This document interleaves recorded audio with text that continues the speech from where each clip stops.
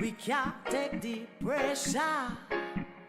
We can't take the shame no more. We need food, we want shelter. Tired of the pain, we need to find the cure. Our people, them a falter. Along the streets are because they feel insecure. You set up a bus like Malta. We them a sacrifice cause we're born poor. This is a message for the youth, them in the ghetto. From Kingston to Soweto, I salute y'all. Don't be afraid that when the gunshot a echo, all your meditate and metal, them want to deplete y'all. So don't join their skulls, now bones. And don't you sell your soul. Cause if it's up to me, honey, we'd have on all of Babylon money, money, money, money, money, money, money, money, money, money, money, money. Cause if it's up to me, we'd have on all of Babylon. Them lock we block like padlock, say that it's a curfew. If you know them must search you. If you move, they hurt you. Like a real threat coming at you. Guns electric shot you. They know how we move in a crew. Me never see them out town like this. You must see one Matalana, Mr. Asa get peace. I only feel we skin them walk up rip with them whip. Right you know we are gonna put a stop to this. Yo, this is a message for the youth, them in the ghetto. From Kingston to Soweto, I salute y'all. Don't be afraid that when the gunshot a echo, all your meditate and metal, them want to deplete y'all. So don't join their skulls, now bones. And don't you sell your soul. Cause if it's up to me, honey, we'd have on all of Babylon money, money, money, money, money, money, money, money, money, money, money, money. Cause if it's up to me, we'd have on all of Babylon. Life goes on and on, even though it's scattering road. Feeling the vibes, feeling the vibes. The gallery a play, them nah go delay. Feeling the vibes, feeling the vibes. Boom, this is King Tapo representing to the fullest. Always keep it locked to the gallery. You understand, with Benyamin, aka BadMan Benny. King Tapo say so. Play music. Are you feeling it? Watch in the Brooklyn, I'm here say New York. BadMan Benny. You know what the thing, I'm here say Caribbean Power Jam. Some boy if you know. Simple as I represent, one not government. Right now, sound up, but sound up play. Caribbean Power Jam, I go bust them big eh. Sound up, but sound up play. Caribbean Power Jam, I go bust them big eh. Benny, one knock, one clap, no time at all. You know fire one pop with repeated shot automatic your lap. Head a roll like jelly and chop. Dub plate in the body and stop. Triple dub plate pan heavy sound crash Benny. Play about the chop. Sound up, sound a go day. Caribbean Power Jam, I go bust them big eh. Sound up, sound a go day. Caribbean Power Jam, I go bust them big eh. Alright, Benny, tell them no fear man. Are you a kill sound from day one? Oh, them fi disrespect Caribbean Power Jam when we a kill from day one. Them coulda big like King Kong. Benny a fire shot man a fling bomb. Pump pick off like sick man. Them no fi bad fly. And them gyal and pitch pan. So tell them sound up, but sound up play. Caribbean Power Jam, I go bust them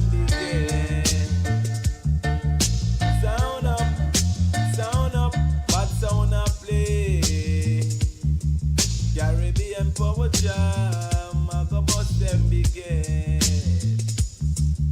Yeah man, you know what the thing going on, they do it London Bass, simple as I represent for the whole Caribbean Power Jam family. Yeah man, Give me woman some attention. She on me right and me left hand. Now we The Gallery with BadMan Benny.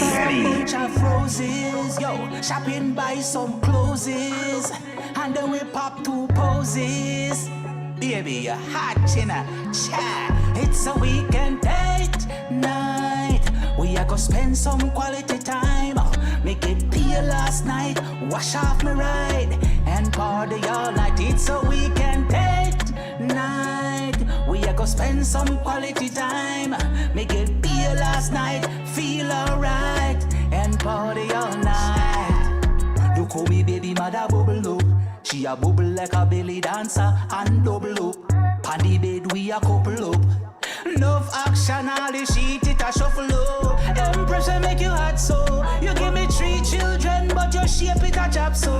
Rasta man me never flop no. Baby, cha. It's a weekend date night. We a go spend some quality time. Make it pay last night. Shine up a ride. Baby, come here. Cha. Sorry, baby, me a go get a little rough. Take the energy, me a go get a little tough. You give me energy, me a go tell you little hush. Hush, baby, hush. Look how me baby mother bubble up. Like a belly dancer, she a wine and double up. On the bed we a couple up. Pure action, all the sheet it a shuffle up. Empress will make you hot so. You give me 3 children, but your shape it a chop so. Oh, me know. It's a weekend date night. Me and me woman spend quality time. Yo, me get paid last night. I go wash off me ride and party all night. Cause she's my queen, she's my girl. I'm gonna take her around the world. No, she no want no diamonds and pearl. She a me girl, she a me girl, she a me girl. Cause she's my queen, she's my girl. I'm gonna take her around the world. No, she no want no diamonds or pearl. My girl, give her some attention. Give her some attention. Give your woman attention. She not gonna live with the next man. Woman attention. No income, no income, no income. Yes. Want to welcome everybody to the gallery as we are here another Tuesday, 7 p.m. to 9 p.m. Eastern Time, right here in this station, Caribbean Power Jam Radio. Thank you for all joining us out there on the Facebook, everybody on the YouTube. Definitely appreciate you all for joining us this evening. You can find us on Facebook, so at The Gallery Show, and also on YouTube at The Gallery. So subscribe to our YouTube channel, follow us on Facebook. And for those in the Caribbean Power Jam Radio app, good night to you all. And if you don't have the Caribbean Power Jam Radio app, make sure you download that so you can listen to all the shows on the station all throughout the week, all throughout the day. So a big up to everybody that's out there tuning to the gallery. We are live every Tuesday, 7 p.m. to 9 p.m. Eastern Time, right here on Caribbean Power Jam Radio. So again, we invite everybody to subscribe to our channels, follow us, like on Instagram, X, Threads, all those social media outlets, as well as on Mixcloud. So wherever you like to listen to your shows and your music, chances are you can find the gallery there. So feel free to like, subscribe, and follow, and also hit those notification bells so you can know whenever we go live. Do want to send out happy birthday greetings to everybody that is celebrating their birthday today on this October 21st. I want to say happy birthday to Higdalia, saying happy birthday to Leroy Service, happy birthday to Richard Diamond, saying happy birthday to Heaven Staley, saying happy birthday to Gertrude Smith, saying happy birthday to Gail Patricia, as well as to Brooke Cohane, saying happy birthday to Nicholas Gray, and everyone else that is celebrating their birthday today. Also to Sukima Fierce. So everybody is celebrating their birthday today. I want to say happy birthday. If you have any birthday shout outs, feel free to put it out there in the chat, and we'll shout them out on the air as well. So again, saying happy birthday. Any type of celebrations you may be having on this day, congratulations, happy birthday, whatever it is on this day. Also want to say happy birthday to Kadeem Stephen, and saying happy birthday to O'Neal Green, saying happy birthday to Carolyn Knights and anybody else out there celebrating their birthday. So you can feel free to send in your birthday shout outs, and we'll make sure that we shout out your family and your friends today on their birthday. So big up to everybody that's out there tuning into the gallery. Got quite a lot going on today on our program. You know that October is Domestic Violence Awareness Month, amongst other things. But being that this is Domestic Violence Awareness Month, and you know we usually have a program centered around domestic violence every year. So we have quite a few guests joining us, not live in studio, but they will be joining us throughout this program. We'll be getting them on live shortly. So some you may have heard from before on this program, and some you may not have heard on this show. So I want to say big up to everybody that's out there, everybody on our Facebook, everybody on YouTube. Once again, saying good night to Terry Johnson, good night to Ikanzi, good night to Adonia, good night to Bonita, and I saw Stacy Wilkinson. Good night to you. So again, thanking you all for joining us right here on the gallery here on Caribbean Power Jam Radio. So we're gonna get into a little bit, not too much music tonight, just a little bit, get things set up and organized. Again, we're gonna be speaking to quite a few of our guests. We have a panel of speakers who will be speaking about their experience with as domestic violence survivors. Some of them have organizations that they can also speak, that they will be speaking about, and events that are taking place, you know, during this month via their organization. So again, feel free to follow, subscribe, like, also share, because everybody that's been sharing our videos every week. So we thank you all for joining us right here on the gallery here on Caribbean Power Jam Radio. So again, if you have any shout outs in the meantime, birthday shout outs, anything, you feel free to put it out there in the chat. So gonna try to squeeze in a song or two before we bring in our panelists. Just gonna want to get everything settled and situated, so things can hopefully run smoothly this evening. And have to give a big shout out to Kanzi for the new camera. Wouldn't be able to get the program running the way that I would have wanted it to run tonight without the new camera. Those that know that, you know, one of the cameras was broken a couple months ago due to some heavy bass in the studio. So one of the cameras fell and broke. So we was only working with one camera for a while, but thank you to Kanzi for making sure that everything's going to work out well this evening. So again, it's the gallery here on Caribbean Power Jam Radio. So feel free to join us on our Facebook page, also on our YouTube, so you can chat with us, everybody out there on the Caribbean Power Jam Radio app as well. So good night to you one and all. So I want to squeeze in a few tunes and then get our panel going this evening. So continue to keep it locked right here to the gallery here on the Caribbean Power Jam Radio. Two sides to a coin, and one must choose which side they join, you know, brother man. Yeah, and meanwhile one man needs another man poison. Mankind will do what they must to survive, innit? Hear me now. In a gunman world, The gallery with BadMan Benny.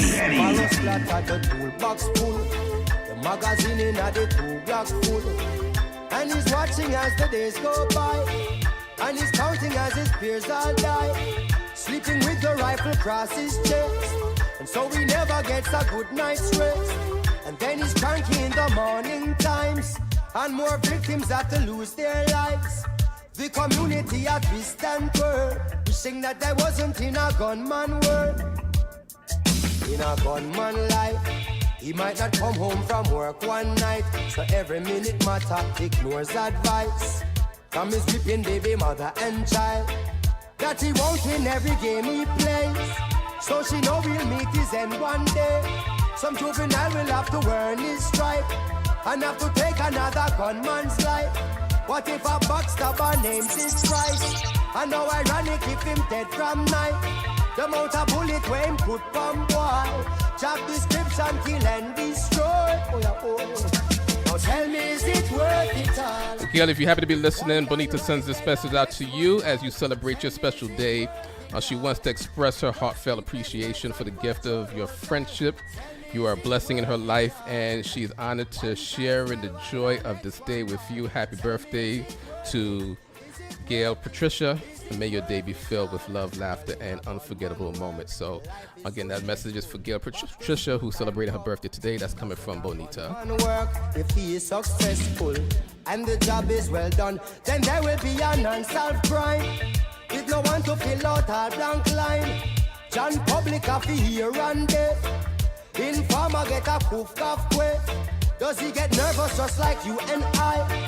Watching out if the police pass by. Cause any day you hear a gunman fail, then he's either dead or jail. What will it cost to make a gunman rich? How many lives before a gunman switch? The truth no wonder you them stop ignore. Said the majority a gunman poor. Oh yeah, oh. Now tell me, is it worth it all? If one done rise, then the next one fall. Tell me, is it worth it all? Those sleepless nights and patrol road call. Tell me, is it worth it all? One child smile while the next one ball. Tell me, is it worth it? Is it worth it? Is it worth it all? And when a gunman makes choice, I wonder what goes to a gunman's mind. And does a gunman think twice before him take another someone's life? I wonder what it is a gunman say to the father when a gunman pray. Does he kiss his kids to bed at night, making sure the blanket tucked just right? Nothing no scary like a gunman vice. When people beg a gunman think twice, and him say no. What could a scary like a gunman vice? When people beg a gunman think twice, and him say no.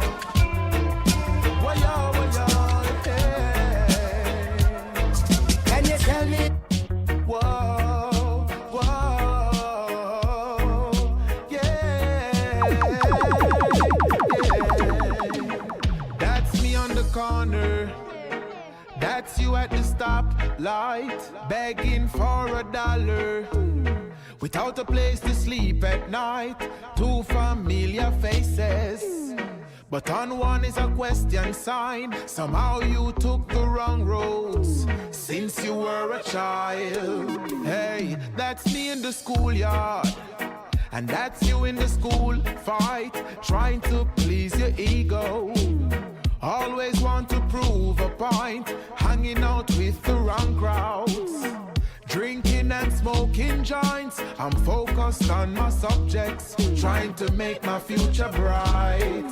Hey, that's me in the studio, and that's you on the crack pipe, searching for the answers, and still hiding from the light. Now we're contemplating another junction in life. You live with your decisions, it all come down to choice. Hey, it all come down to choice. Whoa, it all come down to choice. Whoa, it all come down to choice. Whoa, it all come down to choice. Now this is me in the future, and this is you still way behind. Lately I've been busy, while you're busy wasting time, waiting for a handout. Always trying to skip the line, chasing down tomorrow, and you still can't find your stride.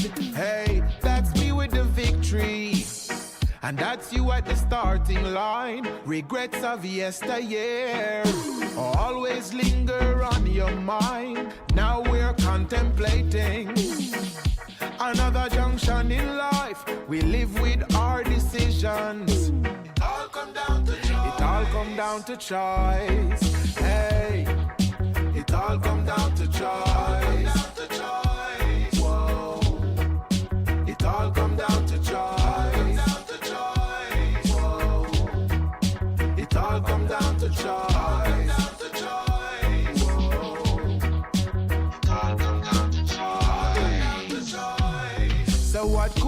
been will no longer be. Cause I put it in front you and you still didn't see. What should have been is just a mystery. Cause I put it in front you and you still didn't see. Although you're talented to the highest degree, now you're just a shadow of your true quality. I made use of my opportunity. Now I'm where I wanna be. So again, it's the gallery here on Caribbean Power Jam Radio. Thank you all for joining us right here. As we mentioned, this month is Domestic Violence Awareness Month, and we have a panel that will be talking with us this evening on this subject, and we just want to get right into it. First, I want to introduce to you all Nicole Sharpe. Sorry for the mispronunciation of the last name. Nicole Sharpe. She's been with us numerous times, whether virtually or in studio.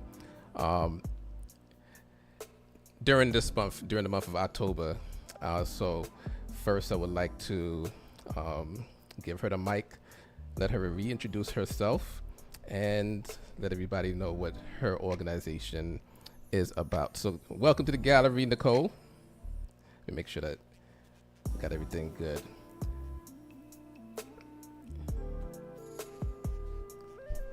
That's why it's dark. Okay. Sorry about that. Okay, we got you. So welcome to the gallery, Nicole. She says she's traveling, so you might see a little dark screen with a little light on there. So, but we thank you for joining us, and I thank all of you for joining us on short notice. As some of y'all already know, and some of those are listening, I'm the master of short notice and procrastination. But I thank everybody for joining us this evening. So again, I want to welcome Nicole Sharpe of the Heather Hurley Foundation and let her tell you her story and what her foundation is about. Okay, so the Heather Hurley Foundation for the Prevention of Domestic Violence is named after my mom, Heather Hurley, who was murdered as a result of domestic violence. My father shot and killed my mom in our home when I was 15 years old. And I'm the oldest of three. My sister was 8 at the time, and my brother was 3 years old. And we barely got out with our lives through the grace of God. And our lives were turned upside down, of course. We ended up living with family, and it wasn't the most ideal situation, but it was what could do at the moment. When I got older, I decided to write about my experiences witnessing domestic violence, witnessing my mom be tortured by my father throughout the years. And so I wrote a book called The End of November, Growing Up with Domestic Violence, so that I can just shed light on what children go through, or at least what I went through as a child, witnessing it. And even though I didn't experience the beatings that my mother did and the verbal abuse, I felt as though I was going through it as a child. So I wanted to have this organization to help to prevent it, because I do believe that prevention is better than cure. So if we can educate our young people about healthy relationships versus unhealthy relationships, help them to unlearn bad habits that they may have learned from their parents or their family or their culture, then maybe we can be able to change their trajectory in the future, whereas they wouldn't be victimized or they wouldn't be a victimizer. And so I've been sharing my story all over New York State and different organizations, that especially ACS and other family organizations that really wanted to hear from someone like myself what children are going through, who are watching the abuse of their parents. And so I can talk about it a little bit, some other things later on, but you can find me on heatherhurleyfoundation.org, www.heatherhurleyfoundation.org, and Hurley is spelled Hurley. And I'm on Instagram as well. And recently I've been reading my book, The End of November, Growing Up with Domestic Violence. I've been reading it chapter by chapter, and it's just been bringing things back to me. It's a heavy read, but it's an easy read. But I think it's necessary because, you get to really understand from the voice of a child, what witnessing domestic violence is like. And you can find that on YouTube under the Heather Hurley Foundation. And you do have an event take place this weekend, so you can let people know about that. Yeah. So this weekend, this Saturday, it's going to be at East Flatbush Village. It's a youth-centered event, but it's going to be more intimate, where we're going to be talking about domestic violence to the youths. And we're going to have a guest from the mayor's office. And it's going to be at East Flatbush Village, 1011 Utica Avenue, at the corner of Tilden Avenue, East Flatbush Village. And it's going to start at 4 p.m. on Saturday. The second event is with Assemblymember Monique Chandler Waterman. It's on the 31st on Halloween at 7:30 p.m. She will be hosting a Soca fitness and domestic violence awareness event, which I'll be there as one of the speakers as well. And once again, that's on Halloween, October 31st at 7:30 p.m. at the same location, East Flatbush Village, 1011 Utica Avenue. So we thank you for joining us this evening, even as you're traveling. And you're speaking of traveling, so be safe while you're doing so. And also at this moment, because as we mentioned, we have an extensive panel joining us this evening. So we're going to make sure that we have time for all of them. And if anybody has any questions, if you're watching, whether on Facebook or on the YouTube channel, or those that are listening on the Caribbean Power Jam Radio app, if you have any questions for our panelists, you can feel free to ask them in the chat.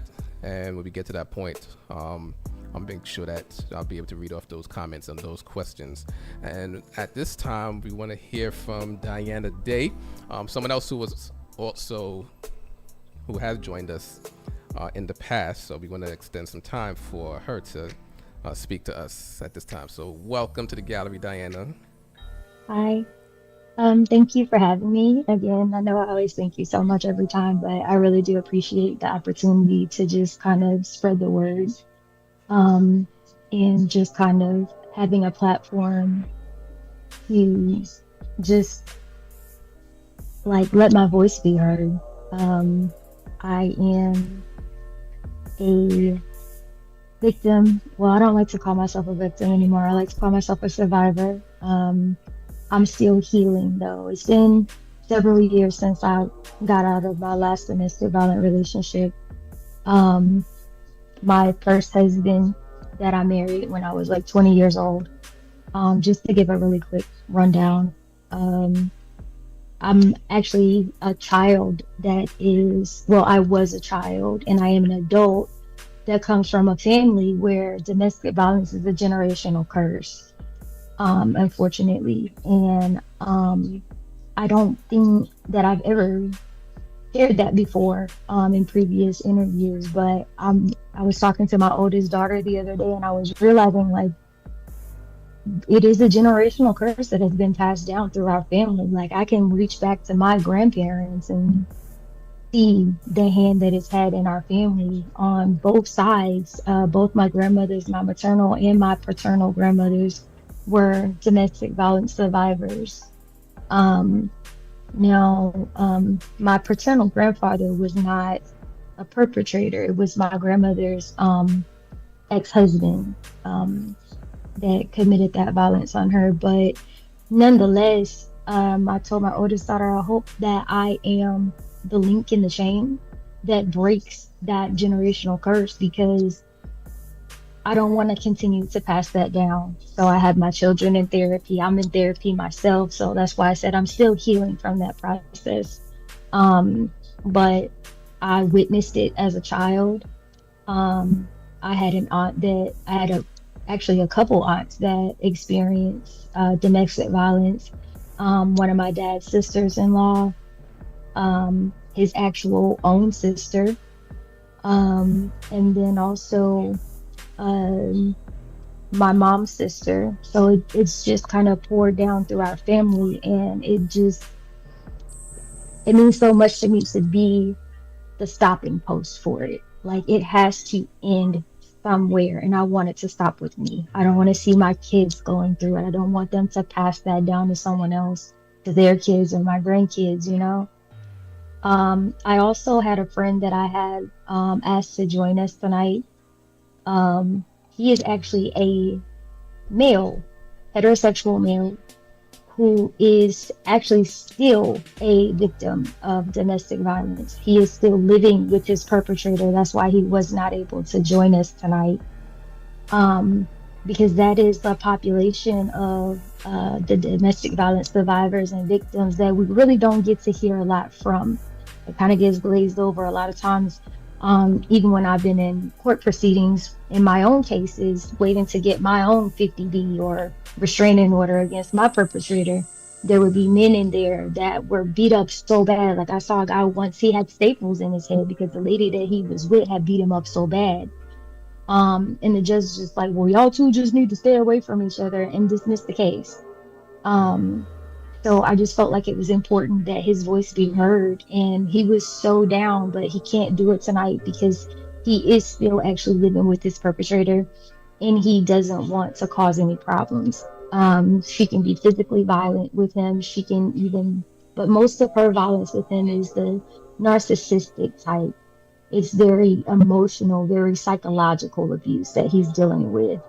And he's a man that's been through a lot, but I don't want to tell his story. I will let him do that when he has the opportunity and the space to be able to share his voice and allow his truth to be heard.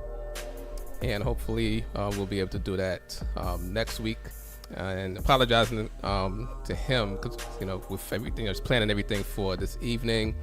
And I missed the date. Well, I saw the date improperly in terms of when he would be available.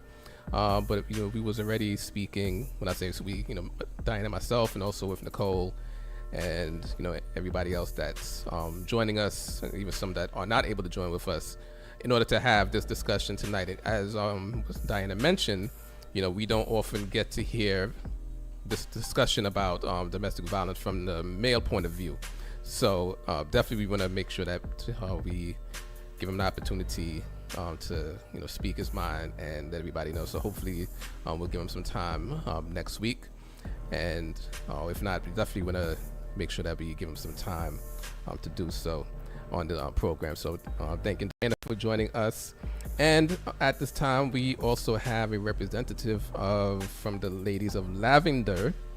So we want to give her an opportunity to join us this evening. Someone else that has also been on the show in previous years. So welcome to the gallery. Hi, good evening. My name is Shavona Warmington. I'm the CEO and founder of Ladies of Lavender Incorporated. We are in New York City, and we provide emergency transport for victims of domestic violence, sexual assault, rape, and sex trafficking. I have had the weight of the situation on my head with men that are victims of domestic violence, and I will say they're seen, and something is definitely in the works for them. I don't want to say too much. Just know when I drop it, it's getting dropped, and they will get what they need. Somebody got to be the one to break the ground, and I'm gonna take that challenge on. This month has been pretty heavy. I'm not able to be in the community as I'd like to because right now I'm recovering from heart failure, but I'm still getting things done. I'm still advocating heavily. I found that the research that I'm doing now on post-relationship abuse and domestic violence is something that's not being paid attention to. A lot of the survivors think it's over when they get out the relationship. It's not. There's so much work to be done once you get out the relationship. And sometimes if there's kids involved, that work is going to take another God knows how many years till that kid is 18, maybe 21. We're dealing with systemic abuse. We're dealing with what I've coined profit from pain when they go into domestic violence shelters, and they're more concerned about that bed roster than seeing that you actually get the rehabilitative help that you need in the shelters. I just recently stopped working for one of the top domestic violence shelters in New York City, and the stuff that I saw re-traumatized me every day. And I survived 7 years of domestic violence. every day I would come back from work sick because of how the staff would talk to residents or how HRA is dealing with cases. They're not hearing them. It's something as simple as they need toothpaste. You don't know if that person was denied toothpaste in that relationship as a way of abuse. So then you tell them, oh, we ain't got it. Or I don't know, you can't have it. Something simple like that, that's not going to trigger them. Things like that get overlooked. And for someone like me who's a heavy advocate, once I see it, bull by the horns, we got to change it. It is added now to my list of things I have to do from my desk because I can't be out there stomping ground like I'd like to. But that's where we're at right now. If you see me in the streets, I may hobble around a bit, but just know the work is getting done. So we definitely appreciate you for joining us this evening as well. And as we go on with the program this evening, you know, giving everybody that's out there an opportunity to express their comments and ask their questions along the way. And we see a lot of things tying in where the conversation is about the generational curse of the domestic violence and also dealing with speaking to the youth about domestic violence in order to break that unfortunate chain. So we see that, you know, this is something that even though those that are listening, hearing it coming from different voices, it's, you know, just one conversation, you know, meshing together and coming together, you know, at this point. Want to extend some time to make sure I'm saying the name right, Evangelist Jeannie, out there in the chat as well. Welcome to the gallery.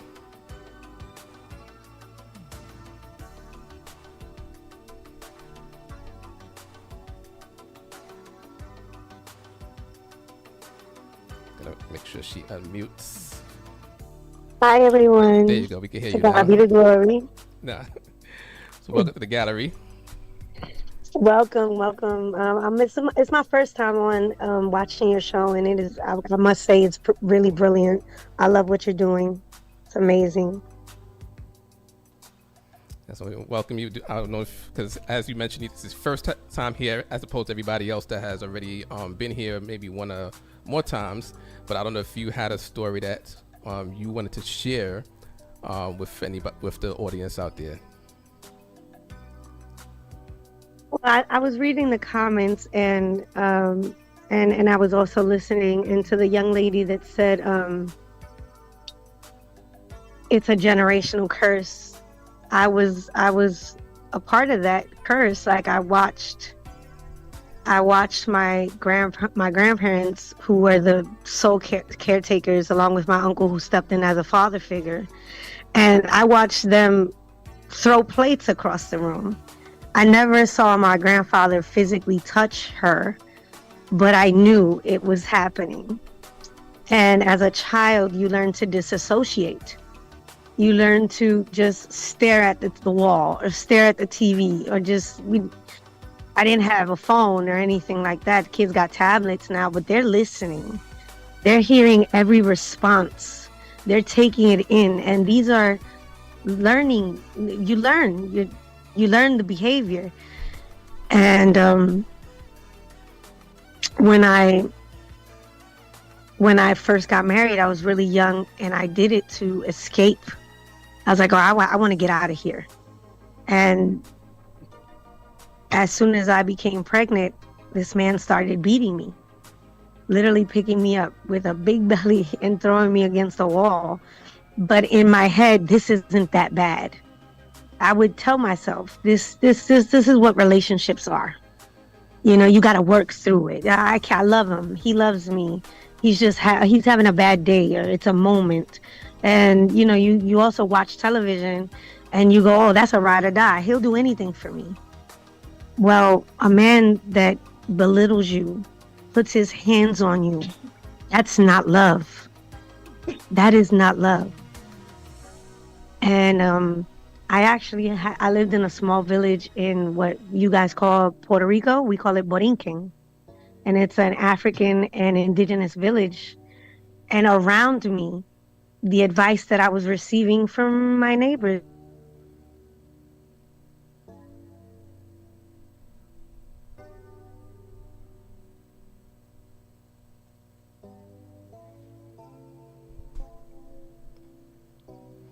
I think we lost her.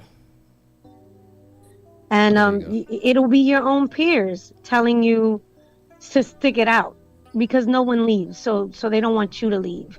Or they'll be like, oh, pray for him, pray with him. And yes, Jesus can do anything, right? That's true. But the damage is done. The damage is done, and you have to learn how to walk away. God wouldn't want nobody putting their hands on me. And in order for me to escape, I had to get on a plane and come to New York where I was born. I had to leave the entire island to get away because when I called the police and they took pictures of bruises, bite marks to my face, he literally told me, I'm going to eat your beauty. I'm going to eat you think you're so pretty? I'm going to take that from you. And I had to get on a plane and try to save myself and my child. And unfortunately, I wish that was the end of it. But when I arrived here, because I was so used to the aggression from a man, the being told what to do, you have to be submissive. I landed in another 5-year relationship where it started with just verbal. And then I thought, oh, well, this isn't that bad because I'm used to someone punching me in my face. And you think, this isn't that bad. This isn't what I used to have. And it escalates. It starts with little words, but it escalates. And in that situation, I knew when it was time to go, and I relocated again. And so it took me some time to break the chains. It's a chain. It's like this is all you know. This is the love that you have experienced. So to get away from it, I had to go. I've been in therapy for 11 years. I'm constantly worshiping God. Like I'm really on my knees. Jesus, help me. So I talk to him. Talk to him like if he was my friend in my room. Like the same way you would grab a phone and call your homie and be like, this is what's happening. I talk to Jesus that way. And it's truly a healing experience because you have to sometimes, honestly, hear it out loud. You have to hear it out loud. Look, this is how he spoke to me. But when you hear it out loud and not just keeping it to yourself, you go, wow, yeah, he did say that to me. Oh, yeah, he did smack me across my face. Or he threw that water bottle at me. And when you hear it out loud, you go, if this was my sister, if this was my brother, and they were telling me someone treated them like this, would I tell them to stay? Would I tell them to pray? Or would I tell them to get your things and get out of there? And it is so dangerous the moment you leave because they become, their victim is gone, right? In their eyes, the person is gone. Who are they going to belittle now? But the longer you stay away and the more help, I always encourage everybody, everyone should have a therapist. Everyone should have a non-biased person that they can speak to. And they can just let it all out without fear of how is this person going to view me? How is this person going to treat me in the future? So I always encourage therapy. There's online therapy now. There's so many tools. There's books. Like I read The End of November by Nicole Sharpe, and I was just like, oh my God, someone else understands me. What I was feeling when I was that little girl. I wrote a letter to my younger self telling her I'm so sorry for what you went through. I wrote a letter to my teenage self. I'm so sorry for what you went through, and just detailed it. And when you're able to read that back, you know that in the future, you will not accept these behaviors. You will see the red flags and they will be clear as day. So it's empowering to talk to other people who have survived this. Not everyone does. Whether you're a man or a woman, not everyone walks away from this. And, I feel like you watch TV, you watch movies, you hear people, and you just gotta remove yourself from all that and just go, what is right and what is wrong? And I got through it. And if I got through it, I'm a crybaby. And to be honest with you, I become real sensitive when it's somebody that I love hurting my feelings because I love them, right? And when someone is removed, like God is really trying to remove this person and you're still keeping them there, you take accountability and then you ask for help. And I also want to speak on the young lady that said about the shelters and the way that HRA treats you. I came here with a piece of paper that said I was running for my life, and I was being treated with there was no empathy. I didn't want special treatment, but I just wanted someone to be kind, someone to be supportive. If I'm crying during an appointment, I'm struggling to find paperwork. Well, where's the birth certificate? Where's the social? Where's this? Where's that? Just give me a moment. Instead, they rush you out. Like, well, do you have it? Do you not? And some people are just not fit for the jobs that they hold. And they just make it so much harder that you go back to your abuser. You really do. Because you don't find any support in the people that are there that have taken these jobs to support you. So that was my experience. Every day is a healing. Every day is a new process for me. But, it's a big but, I have survived it. I know what I accept and what I do not accept. And I am fine being in a room by myself with my own presence. The fear of being alone is dark for some. I love being by myself. I love hearing just the sound of silence, and I wasn't always able to say that, if that makes any sense. Yeah, it does. So we thank you for joining us, and also on short notice as well, and joining us, telling your story. And at this time, we're going to play a little bit of music, give it to everybody the health tip. We always have a health tip on the gallery. Going to have our commercial break and then return for our second hour of our program, where we'll be able to continue our conversation with our panelists on the Domestic Violence Awareness Month subject. I do want to welcome the Queen, One Love Denise, out there in the chat. And anybody that has any comments or questions, you can put it out there. And when we are in the second hour of our program, we'll be able to read those off and get some responses. So we gave everybody an opportunity to introduce themselves to the audience this evening, and we do thank them for joining us. And those that will be able to stay on, just hang in there. So let's everybody out there, make sure you like, share, subscribe to the show this evening, to the gallery. So keep it locked right here. Let's take our time tonight, girl. Above us, all the stars are watching. There's no place I'd rather be in this world. Your eyes are where I'm lost in. Underneath the chandelier, we're dancing all alone. There's no reason to hide what we're feeling inside right now. So baby, let's just turn down the lights and close the door. Ooh, I love that dress, but you won't need it anymore. No, you won't need it no more. Let's just kiss till we're naked, baby. Versace on the floor. Ooh, take it off for me now, girl. Versace on the floor. The Gallery with BadMan Benny. Take it off for me now, girl.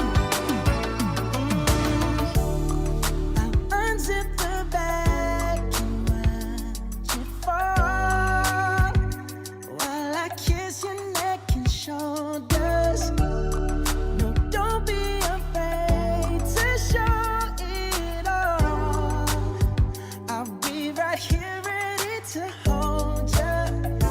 Girl, you know you're perfect from your head down to your heels. Don't be confused.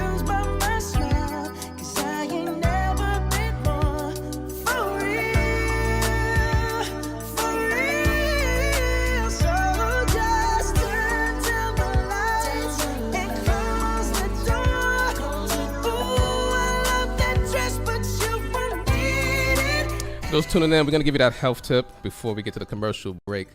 We do thank everybody for joining us right here on the gallery here on Caribbean Power Jam Radio. But you know what we do every week before we get to the commercial break, and at the end of our first hour of our program, we give you that health tip for the day. BadMan. So for today's health tip, we're going to talk about this powerful brain-boosting mushroom, which is called lion's mane.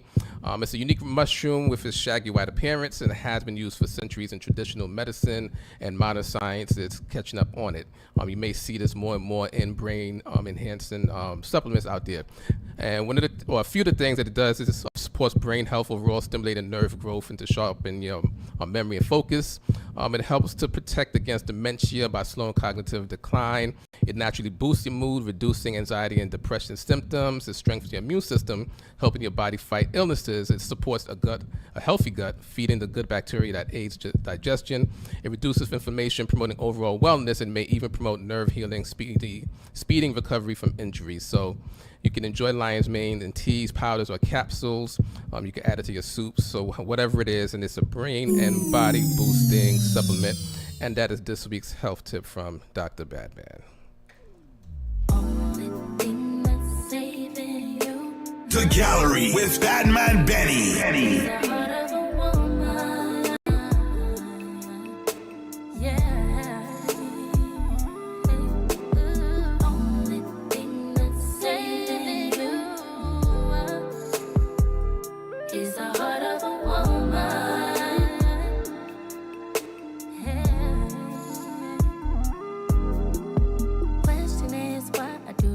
I do. Answer I may never find, but I'll always choose you. Wanna give up on you, but I know I can't.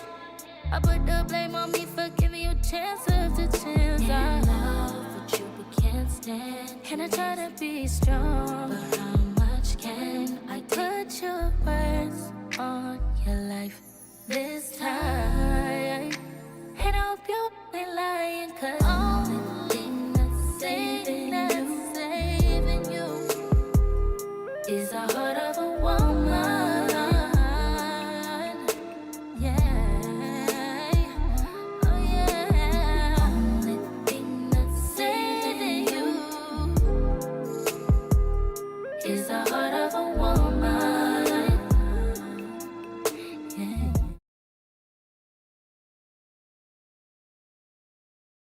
What if you could unlock the life you've always dreamed of without magic, just power? Affirmation That Brings Destination by Tracy Dixon isn't a quick fix.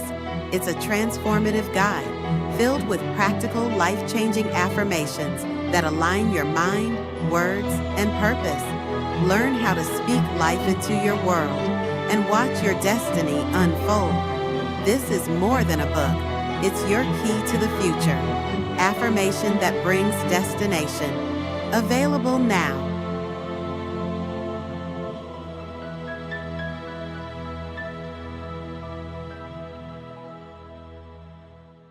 Discover the heart of Belize at the Alexandria Marquis Hotel.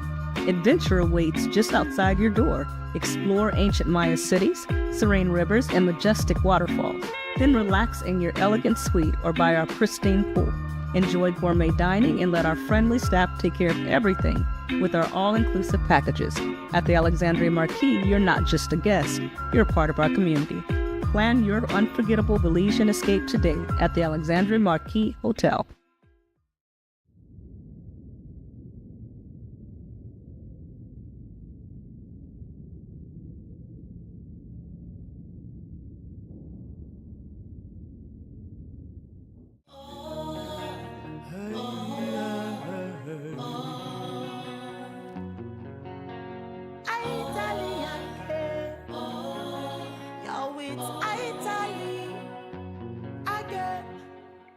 We can't take the pressure. We can't take the shame no more.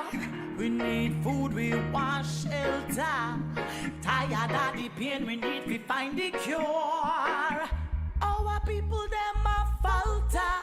Along the streets are because they feel insecure. You set up a bus like Malta. We them a sacrifice cause we're born poor. This is a message for the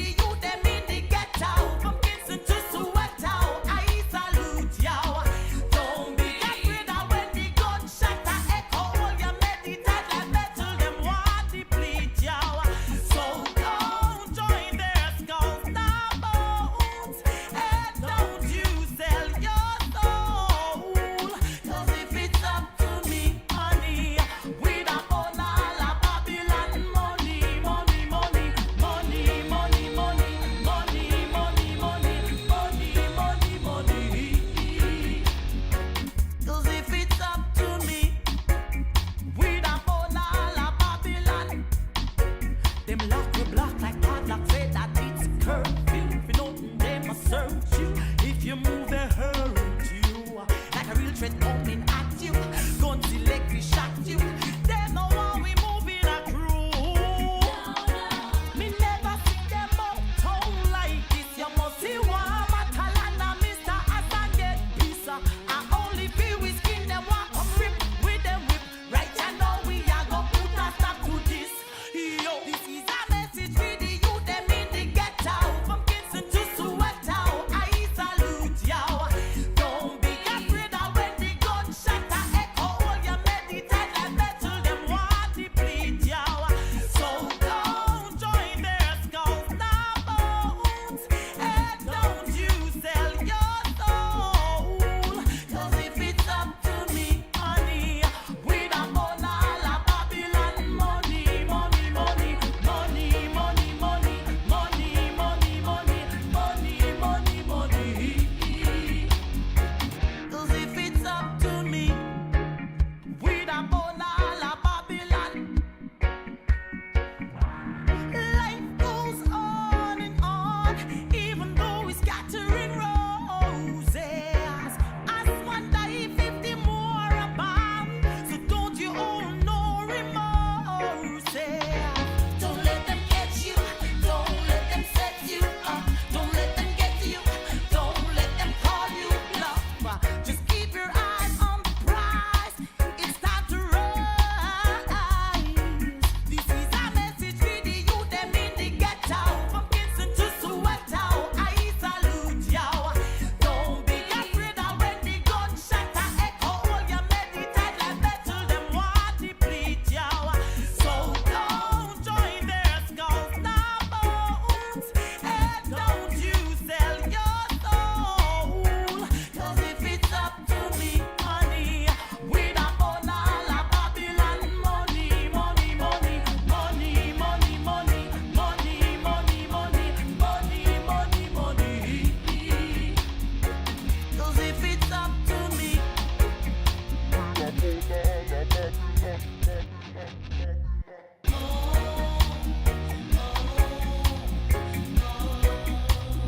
own all of Babylon.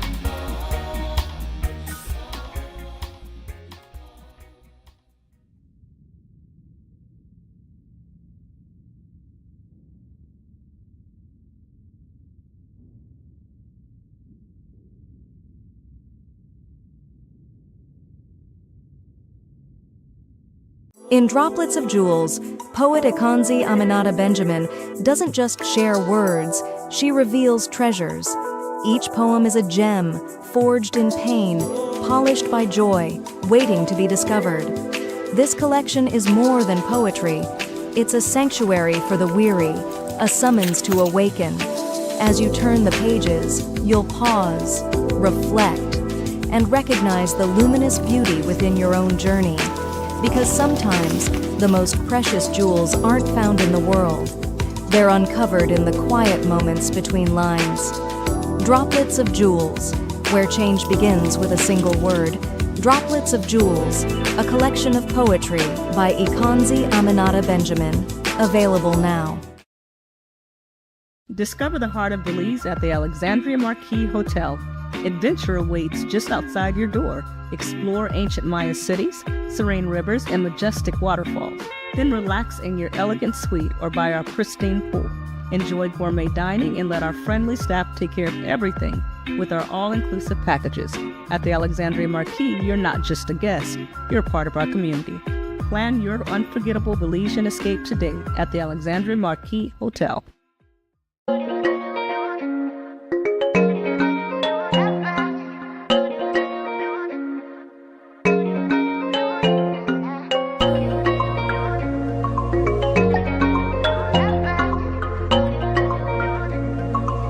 Like I got the recipe. Kuku fina, wako nimenasa kiaina. You're my designer, when I'm in nawe daima. Kuku fina, wako nimenasa kiaina. You're my designer, when I'm in nawe daima. Toto avocati, nacheza na yavo tu. Walete gati, toto mali safi, mali gafi. Yani umutu, kwani shingapi?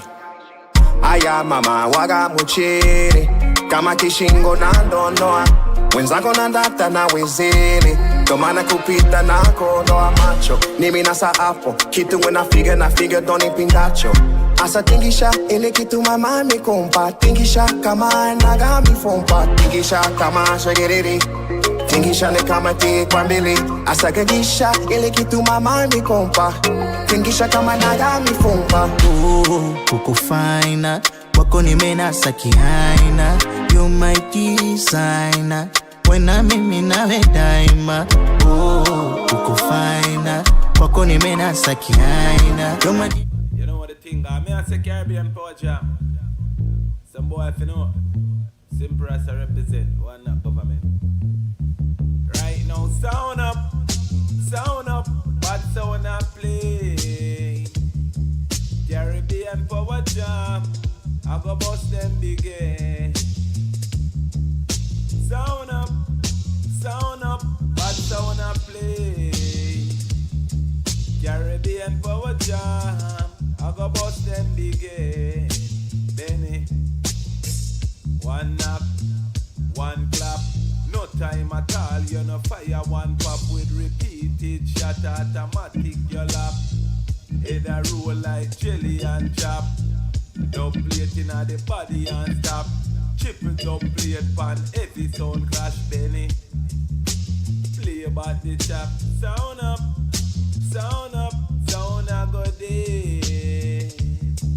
Caribbean Power Jam, I go bust them begin. Sound up, sound a go day. Caribbean Power Jam, I go bust them begin. Alright, Benny, tell them no fear, man. Are you a kill sound from day one? Oh, them fi disrespect Caribbean Power Jam when we a kill from day one. Them coulda big like King Kong. Benny a fire shot, man a fling bomb. Pump pick off like sick man. Them no fi bad fly, a them gal and pitch pan. So tell them sound up, but sound up play. Caribbean Power Jam, I go bust them begin. Sound up, but sound up play. Caribbean Power Jam, I go bust them begin. Yeah man, you know what the thing there now, they do it and done by simple as I represent for the whole Caribbean Power Jam family. Yeah, I'm in Brooklyn, I'm in New York. So the gallery has returned for the second hour of our program. Thank you all for joining us this evening. Everybody out there that's listening on the Caribbean Power Jam radio app. Good night to you, Afia. See you that you're locked in. She's probably doing her normal evening workouts as she always does while she's listening to the program. And good night to everybody out there in the Caribbean Power Jam radio app that's keeping it locked. And everybody out on our Facebook page and our YouTube channel. We're going to continue on with the discussion with our panelists shortly. As we have just been discussing their story in regards to domestic violence and the things that they've went through and the things that they're sharing in order to help other people survive and get through the situations that they are going through as well. And as a note for next week, God willing, being that October is also Breast Cancer Awareness Month, we'll be having a discussion on breast cancer awareness next week on our program. So we'll have a panelist of breast cancer survivors and warriors who will be joining us on the gallery. So if you or anyone you know that also is a breast cancer survivor or breast cancer warrior, just feel free to contact the gallery and we'll make sure that we can get them on the panel for next week. So as we continue the discussion every year with these two subjects during the month of October, domestic violence and breast cancer awareness. So again, we just wanted to include people in regards to what is happening next week on the gallery. And also, as Diana mentioned, hopefully we'll be able to at least, even though we'll be discussing breast cancer awareness overall next week, hopefully we'll have an opportunity to speak to the male survivor that she knows of domestic violence. Give him an opportunity to tell his story to the audience. And we always hear it from, especially here, we always hear it from a female point of view, but we definitely want to hear it from a male point of view, and also encourage other males to speak up as well. So domestic violence is not something that's just from men against women, but it's gender against gender. That's why you have some of the terms, not just domestic violence, but intimate partner violence, domestic abuse, and the various variations of the subject for this month. So we definitely want to get into that, speaking to him next week. And again, any breast cancer survivors or warriors that would like to join the panel next week, feel free to contact the gallery on our social media pages, at the gallery on Instagram, Facebook, at the gallery show on Instagram and on Facebook, on Threads and on X, and at the gallery on YouTube. So you can send us a message and we'll set you up for next week. So at this time, before we continue speaking with our panelists, we're going to get into our looking forward segment. For those that know, this is the segment of our show where we play music from the up and coming artists. So any artist out there that has music they would like for us to play, just feel free to contact the gallery via our social media pages, and we'll give you the details on how you can have your music played here. And what we do is play 3 new songs each week from up and coming artists, and then we set up a poll on our social media pages and give you, the listening audience, an opportunity to vote for your favorite of these 3 songs that we are going to play at this time. So we're going to play these 3 songs. So for our looking forward segment, the first song that we're going to play is from an artist named Melek U, and this song is called Ecstasy. Yo, Sheen. Top works. Hey, all your best friend. Front of the yard, front of all the guests them. Forget the no cars, no expense. Girl criminal style, you know what I mean? Girl, I know nothing fish out of one friend. So me do me thing and so me go about no conscience. Who by hear me and just pull up on man ends. You say you lie, me know your boyfriend. Yeah. You know what you're doing to me. Know what you're doing to me. Caught up with you not by mistake. I have your love ecstasy. Your love live your life on the edge. Ride baby, ride with the wave. I have your love ecstasy. I have your love ecstasy. Do a slip but sit wide or open. Roots me a drink so me highly potent. Me a beat up the pussy like an opponent.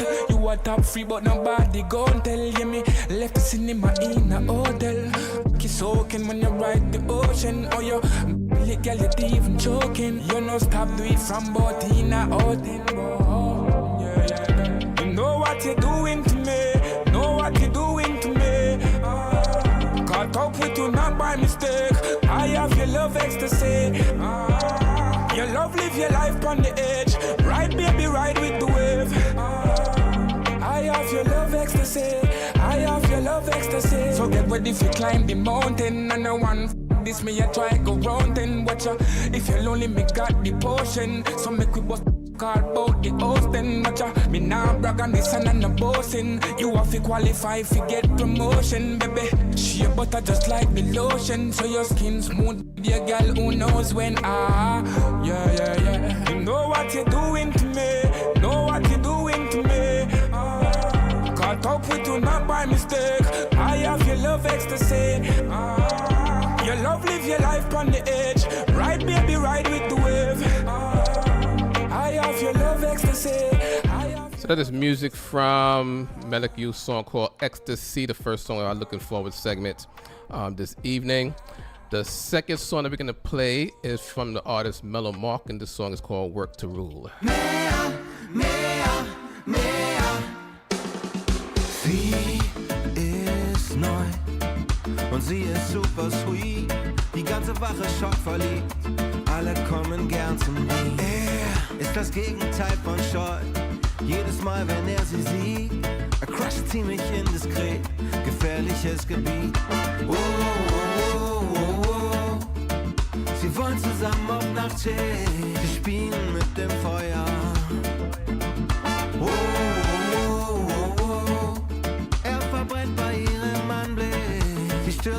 ans Abenteuer. Yeah, yeah, yeah, sein Bett ist immer leer, denn er ist bei ihr, ein echter Kavalier. Mehr, sie wollen immer mehr. Und jeder weiß Bescheid, jede Einzelheit. Es muss schnell gehen, vielleicht kommt ein Alarm. Sie zieht ihn am Arm und flüstert ihm ins Ohr. Er sagt den Kollegen, dass sie schnell zur Tanke fahren. Holt die Durex aus dem Spind, Eigenschutz geht vor. Die Luft im Wagen brennt, sie gießt Benzin ins Feuer.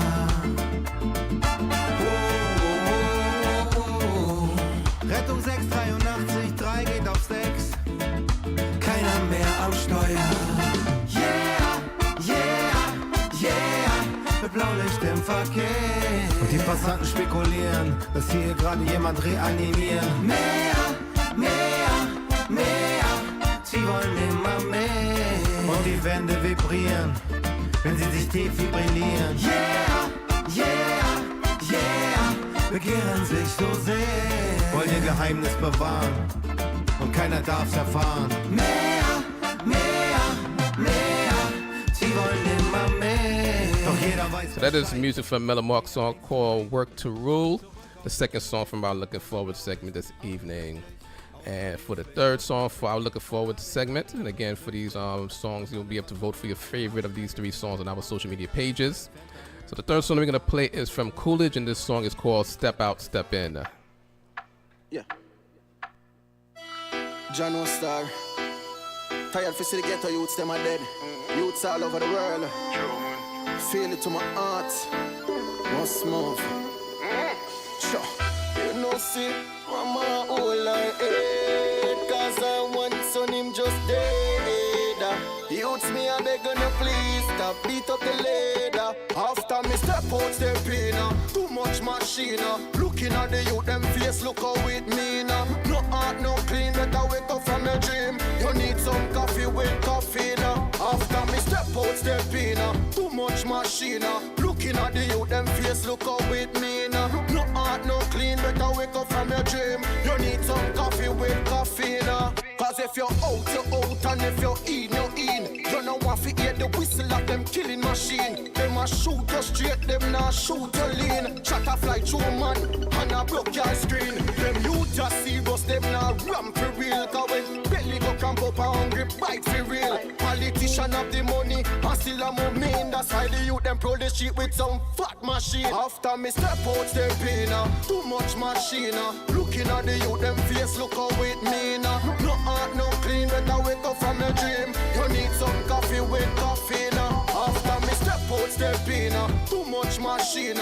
Looking at the youth, them face look how it mean. No heart, no clean, better wake up from your dream. You need some coffee with caffeine. A politician put the youths in pan corner. Hungry we gonna tell we fi fight bother to bother. They more sad than the crisis and the natural disaster. They make a bag of promises and nothing come after. Them treat the system is like a joke and laughter. The system broke up, it cannot fix back with rasta. But you hold the faith and pray God time of the master. And anything you want, go on your knees and go ask ya.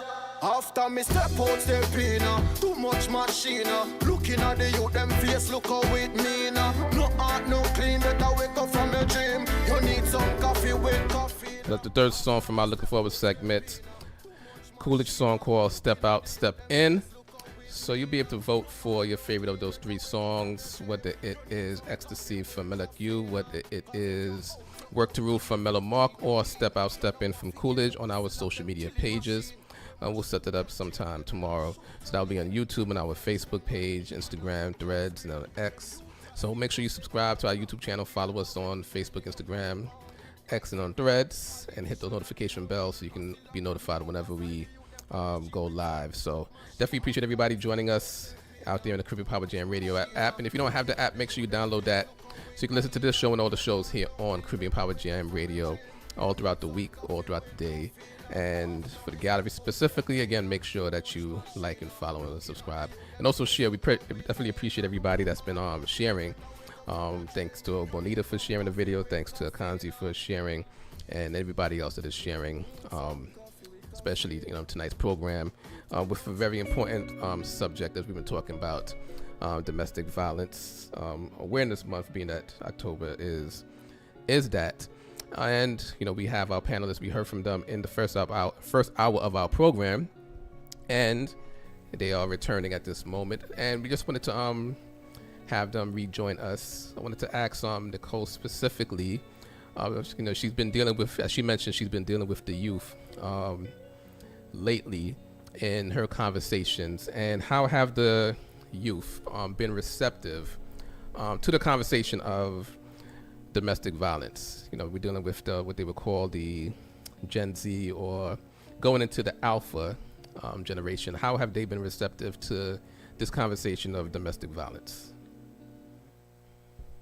At first, they're leery about sharing, but when they hear me share, and then other adults, some of them may share, but it starts off slow, but then it gets better. I realize that doing interactive exercises helps them to open up as well, so that all eyes aren't on them, but everyone is part of an activity. And I've partnered with Bloom 365, Bring Love on Others More. It's a Arizona-based organization, nonprofit organization that goes into schools and other youth organizations, and even of late the military and large sports complexes, to train people in a way where it doesn't feel like a training, but you're learning about healthy relationships versus unhealthy relationships. And it's just so interesting that people of all ages need to learn. We think that we know what a healthy relationship is and unhealthy, but a lot of times most of us do not know.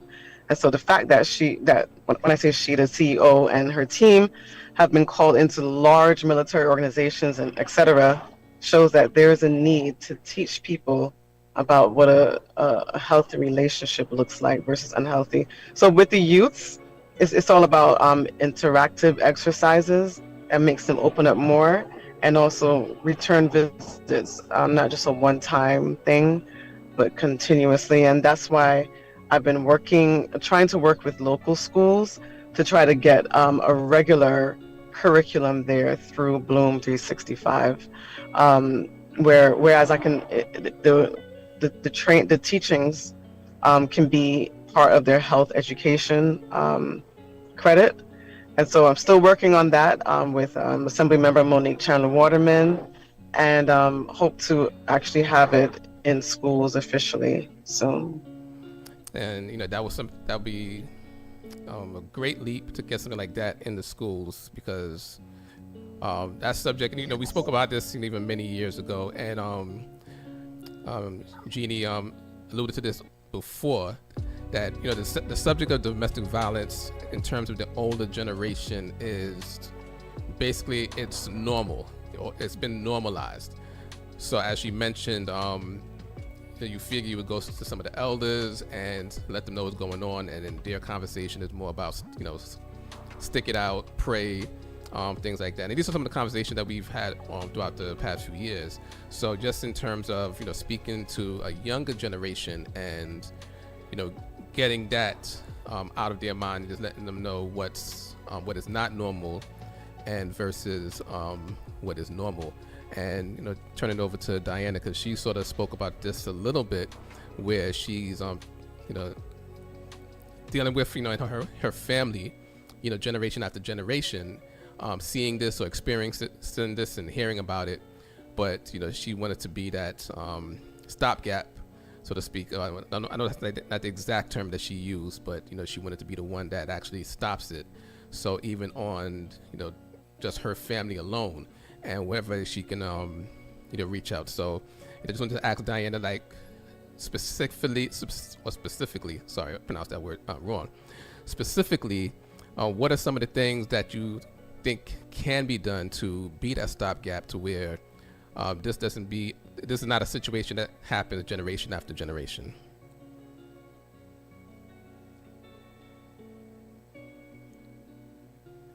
Actually, this is a conversation that I had with my oldest daughter. Actually, she's in the room with me right now, but she said she didn't want to speak. She said maybe some other time, because she's been with me, even from the very first abusive relationship that I was in as an adult. But we were talking about the ways that we can do that is when you know better, do better.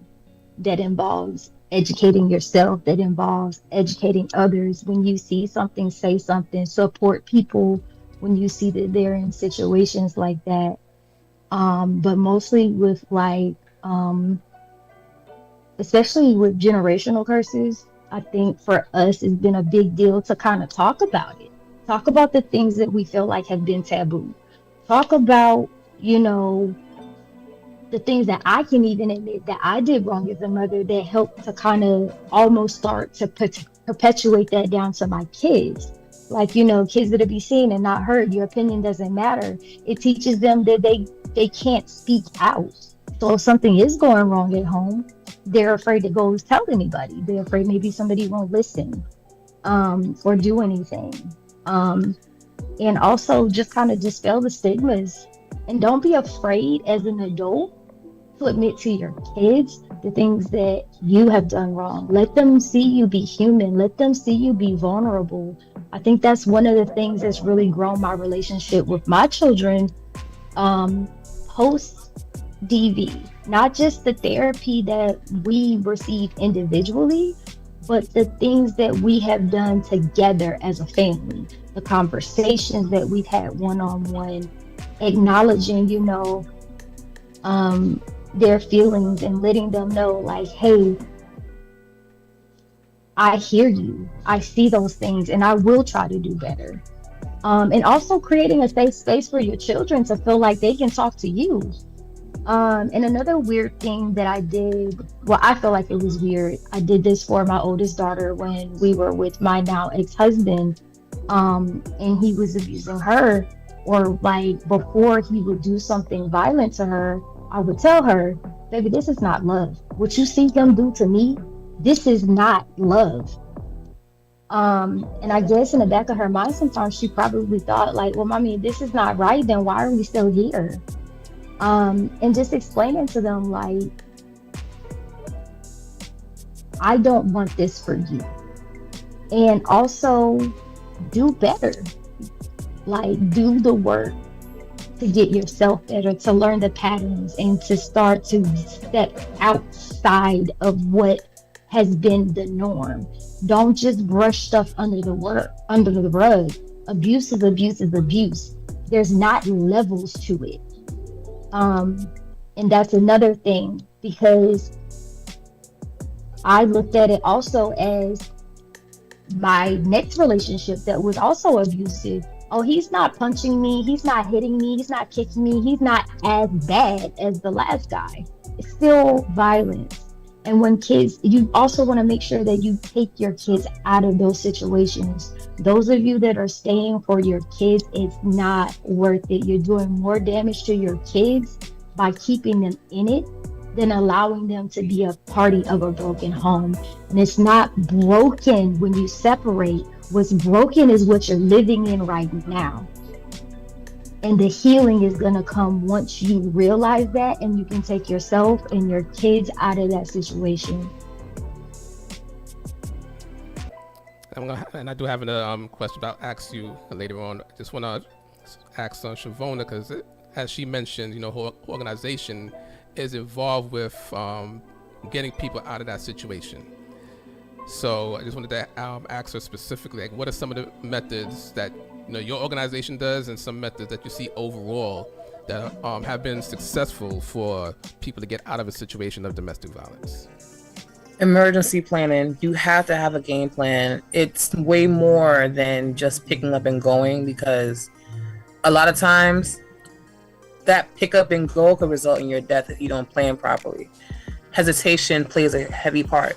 A lot of victims, you feel like you're ready to go, but then it's like, dang, what happens if I can't make it out here without the money, the support with the kids? this is all I know. Now it's a whole new situation. I don't know outside because all I know is what's happening in here. I'm conditioned to this. So it's a fear of change that sometimes keeps them there. Or the habit of looking back. Like when I left, I was pregnant and didn't even know. I just had enough. And I had no shoes on. I had half a shirt because he ripped it. And I caught myself just walking. Like I walked away from the house. I didn't hear him running up on me. He ran from behind and he had punched me unconscious. Like I was on the floor. But that's how zoned out I was going to leave. Had I planned properly, that probably wouldn't happen. Right now, I have altered vision on the left side of my face because the damage is still there. I should have planned properly, and because I didn't, now I know how to help other women, other men to properly plan. Get your documents emailed to who needs to get it. Keep pictures in your phone. Make sure you have emergency clothes stashed in places so you don't have to go back or even carry luggage. If it's a situation with kids, make sure those kids are in daycare. Plan it on a day that they'll be in daycare. He or she might be at work. Leave. Have someone help you leave. Set up a pickup spot around the corner. Make people aware of what you're trying to do in case something happens and it's not as successful. But have help. This is not something you do on your own. It's a lot easier when you have people on the same page with you to help move you out, which is why I did this organization, because I didn't have a way out. I didn't have my car. I just had my feet. And even with my vehicle, because it was at my mom's, that's what I needed to keep me safe. So I made sure starting this organization, we had to have wheels, quick moving, instant safety, giving these victims a way out with planning, with police assist now. Now we have to have police assistance. It's not a rogue organization. We do have to let NYPD know what we're doing so they can also be on site, because this is the time they get real violent. Now it's do or die. So we have to involve them. We have to make sure therapists are involved because this is traumatic. This is literally fighting for your life now. So my experience is pretty much what taught me all of this. And I'm still learning as I go through, even though it's years gone, because now the game board is different because these abusers are getting way more vile. Now they're attacking everybody. So we have to pretty much calculate and move then. I've seen other organizations, and I even seen NYPD try to get certain things done and get attacked. And we have to think about 100 steps ahead of the game when we do these exit plans. And so for all of you, I'm just going to ask this question. What was that moment, or what was that breaking point or wake-up call that happened to each one of you that made you realize that this is not it, and something else? Anyone could answer at this point. That wake-up call or that breaking point that made you realize that this is not right, what I'm going through, and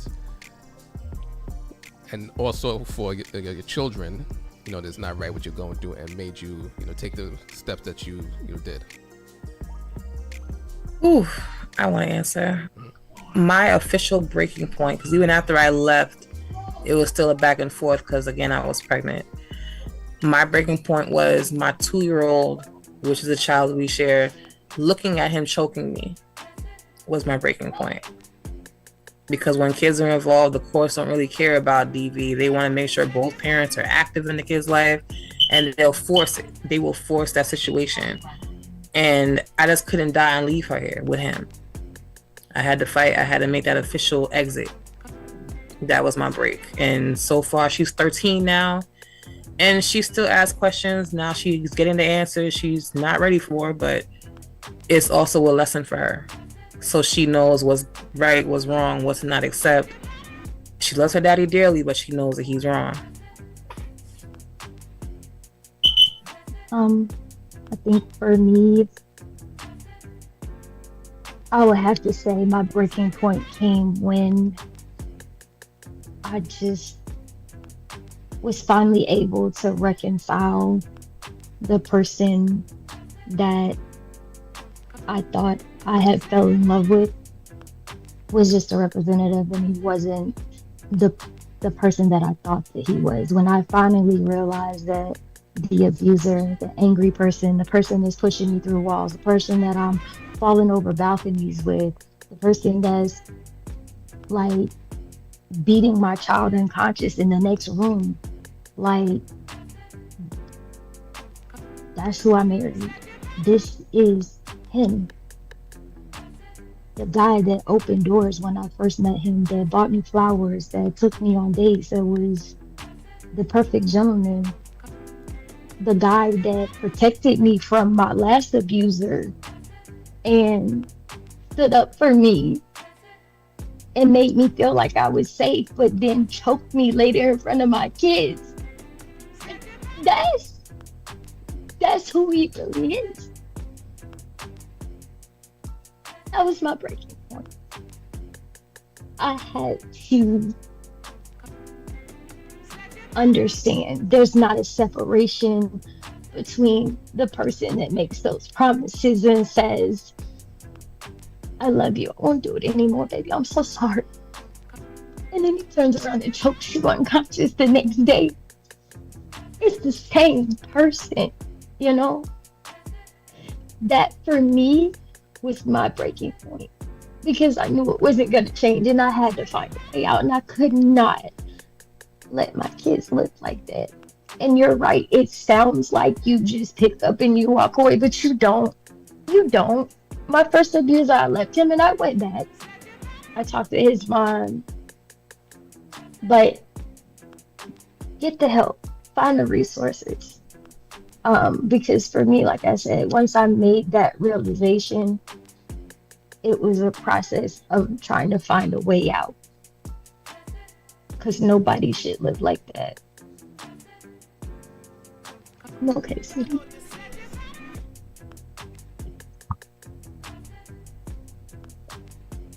All right, guys, this is my oldest daughter.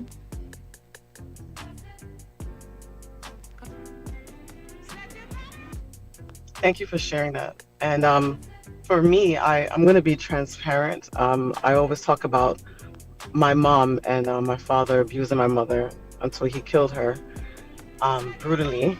But I have to say, from the last time I was here, I think it was 2 years ago, since then I did end up in a relationship, actually a marriage, and I tried to do it the right way by marrying a man of the cloth, right? A pastor, someone who's a leader in a church.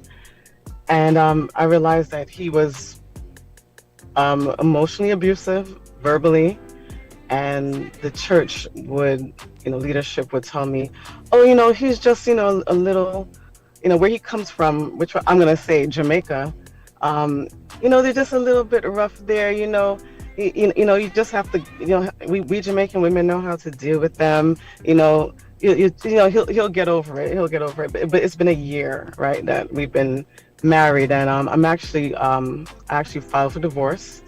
Right before that, I had to get an order of protection. My breaking point, which was just last month, was him raising his hand at me while the head pastor was on the phone, and then jumping up in my face and yelling obscenities to me, and getting a bottle of water and uncovering it to throw water on me. Of course, afterwards he says he was just doing that to scare me so that I would stop talking. But no, that's abuse. That's threat of bodily harm. So I went straight to get an order of protection.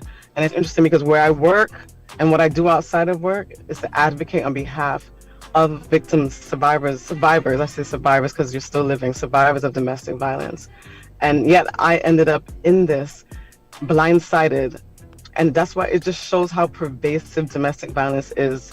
And speaking of the Caribbean community, because that's where I come from, to the Caribbean Power Jam, we seem to think that domestic violence, gender-based violence, intimate partner violence is just between two people, but it's not. It's a community problem. It's a social epidemic. It's everybody's business. When you see it, don't act like, they'll just get over it or they'll work it out. No, it's everybody's problem. And the reason why we keep thinking it's taboo and staying silent, that's why it continues. Nothing that's just so pervasive, so happens so often, and then it gets so normalized, it should not be ignored, and it should not be ignored anymore. And I do notice that some islands, they do have like more systems in place to help victims, but I'm going to just speak very candidly. Jamaica and El Salvador have the most femicide in the world. The two top countries in the world, in the entire world, El Salvador and Jamaica. And Jamaica is only second by 2 murders. Most of the murders in Jamaica, most of the murders are not gang related.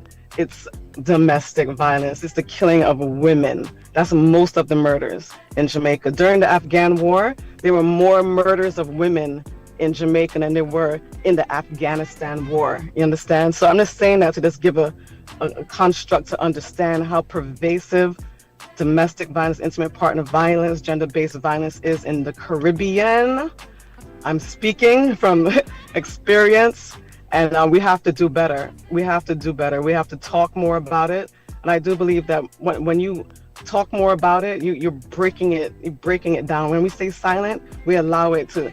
We protect these assailants. We always see survivors talking about domestic violence. We never see these assailants.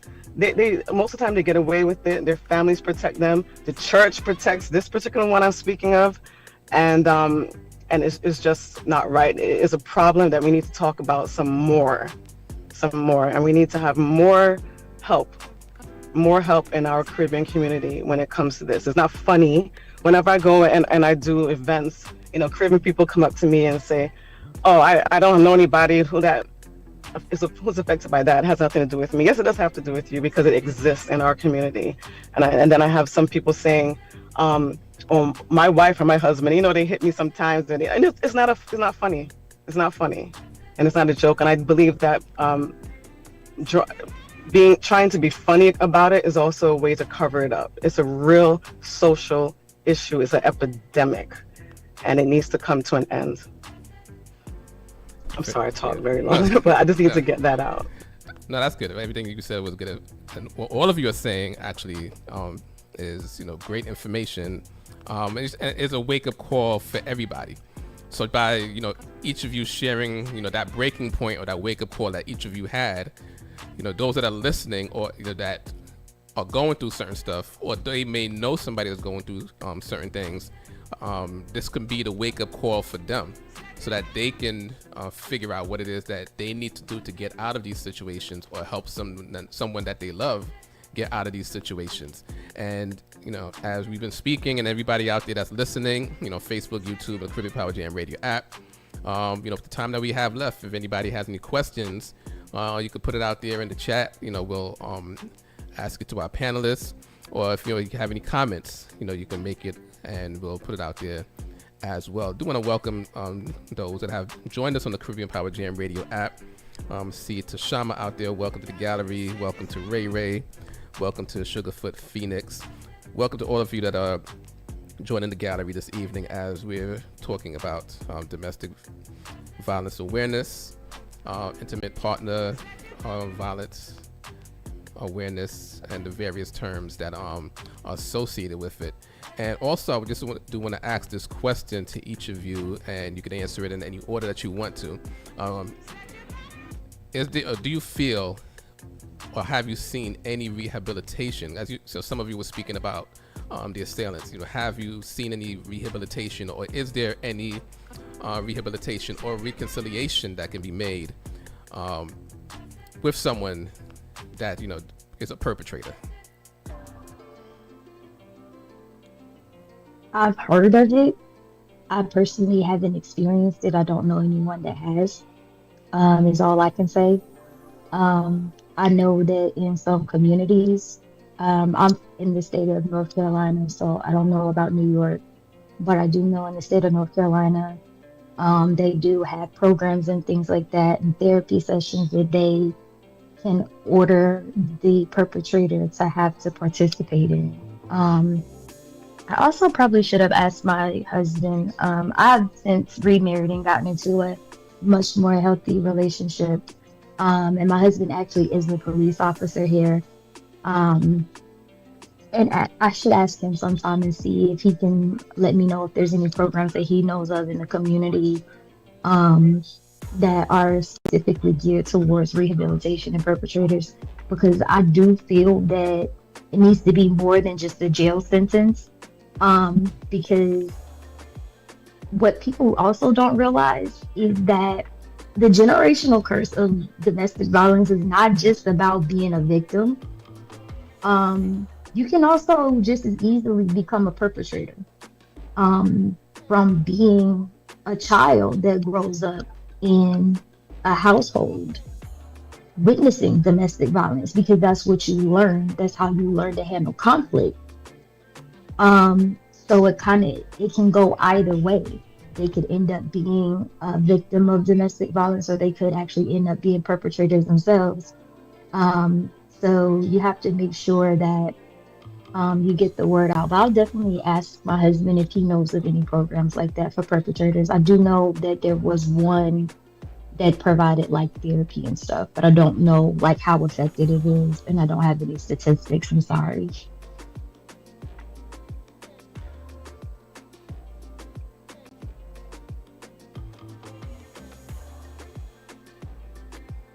And that question also for Shavona or Nicole. I haven't seen any rehabilitative parts of any of this, and honestly, I don't think we're gonna see it. I don't think that's their focus, because they're starting to realize how much money is to be made with the temp fix when it comes to domestic violence. And then on top of that, to get a rehabilitative fix with domestic violence when it comes to the abusers, or even with the survivors, we do need rehab just to recover from the abuse. It's going to have to go up a line into politics, because we have a lot of people in power who are abusive.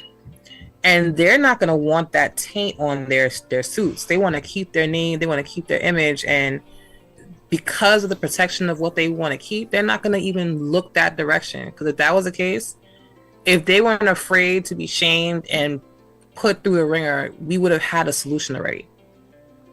When it comes to law enforcement, we have a lot of people with badges who are abusive to their spouses and their children. A lot of politicians, a lot of elected officials, without putting names out there, that should be behind the wall for how abusive that they are. Yeah. And abuse goes beyond the bruises. We're talking emotional, financial, even to constantly get your wife pregnant back to back, knowing that it declines her health, is abuse. Abuse by proxy, abuse of power, everything that they can use to control you. These are things that they do not want to put a light to. So, and it doesn't have a tax bracket or a specific. It's not gender specific. It's not monetarily specific. Nope. It has nothing to do with economics, where you grow up. It's not just a cultural thing. It's a pandemic. It's like, and it's worldwide. Same way people look at COVID. Exactly.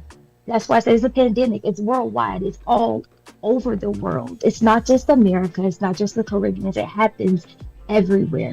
It's rich just people, poor people. Right here because we're here, and we have coverage here. We have more people that are able to speak out. We're more vocal here in this country about it because we know we have our rights protected to an extent. To go back to Jamaica right now and even speak like this, I know my head is coming off. Because how dare I as a woman even have a voice to speak against what a man should be able to do to me, because according to them, we property. We belong to that. Yeah. And that's something else that my oldest daughter had brought up earlier tonight when I let her know what we were talking about. She was saying, like, even within marriage, like even the sexual abuse, where, you know, women get raped by their husbands, men get raped by their wives. People in same-sex relationships can be raped by their partner. But people say because you're in the sanctity of marriage, or you're in a relationship with that person, that just because you have that commitment, it's like it gives them the right to do whatever. And it's not true. Rape is rape. Abuse is abuse. But that's where the education aspect has to come in, because like, I never thought I'd be a wife. Yeah. It's going on 4 years of me being a wife. It's new to me, but I can say I've been lucky enough to be married to somebody who respects my wishes. So I don't have to worry about him going outside of somebody else if I say no. He understands I'm still going through the healing process of my trauma, as well as I'm still going through health issues. I may not be want to be bothered, but he respects that. But to see that that's something that exists, and now I have 4 daughters who are growing up to see that this is real. Like, people like this are here on this earth, and my son's not Yes. something to emulate. It gives me Yes. hope that there could be a chance to bring this education outside to show the youth that this is something that could be them. You don't have to feel like your property, and for the guys, you don't have to own them to get what you want. We have to start getting into the seedlings at this point because the trees done grown bad and broke already.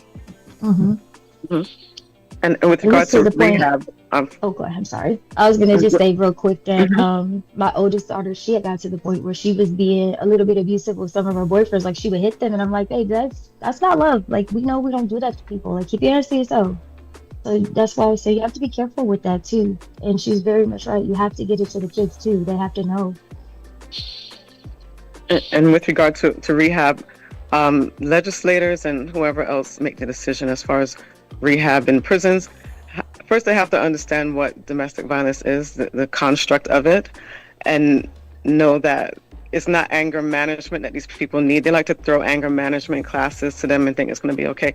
It's not anger, it's power and control. Their perceived need for power and control, and they'll use anything or anybody in order to get it. And if they feel like they don't have it anymore, especially when a person is finally leaving, their victim is finally leaving, they go ballistic because they're losing this power and control. So that and that's not, it's not about anger, it's about power and control. So when they're able to identify that, then they may be able to then set up some rehab for these people.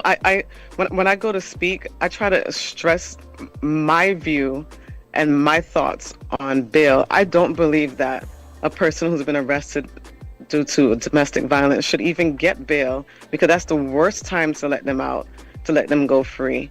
And and sometimes I get claps for that, but it's not the majority, because people don't understand how domestic violence works. This is just something that, and they have to, legislators have to be interested enough in order to really understand it and be taught themselves in order to then support certain things. Us at nonprofits, we can lobby for legislators to change certain things. I know I've been able to help to change certain things, and I'm very happy about that. And I'm positive in that if we keep pushing and going to Albany, if you're in New York or whatever state you're in, if you keep going to your lawmakers and let them know that you're serious and keep lobbying, then we can make change happen. But as it stands, I don't think there's any proper rehab. We're not going to see that. We're still trying to fight for a registry, because that's what we really would love to see. The same way they have for sex offenders, we need to have it for the abusers. They need to have a list. And now probably be the first step to throwing this curve and probably saving more people. That's an excellent point that you just made there in regards to, there is a sex offender registry, but for other crimes such as this, there's no registry for that can possibly embarrass, even if someone like this could feel embarrassment, that could be a small step, as was mentioned, to save other people from those type of situations. And it's interesting that you say that, because I know for a fact that my first abuser is still abusing people. Every once in a while I look him up just to find out where he is and how far away from me he is, because to be honest with you, I'm still playing to this day. And he's still racking up charges, abuse by strangulation. That is a felony. He has multiple felonies, and he's still allowed to roam the street because people don't know what they're getting into. It's like, can we put a warning label on this guy, because he's gonna keep hurting people. So we've come, so we do thank all of you for joining us this evening, and again, adding on short notice. I apologize for that again. I'll try to do better next time. I know I always say that, but I'll try to do better. But definitely appreciate you all for joining us on this evening as we've come into the close of another program here in the gallery. So what I'll do at this moment is just give each of you a moment to give any closing remarks or comments that you want to make at this time. I'll start with Nicole.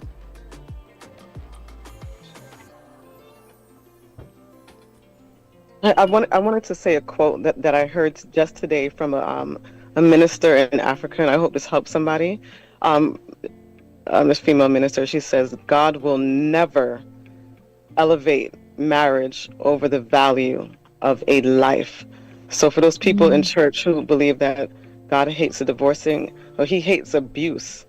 He hates abuse. He died for our sin. Well, that's what I believe. He died for human life.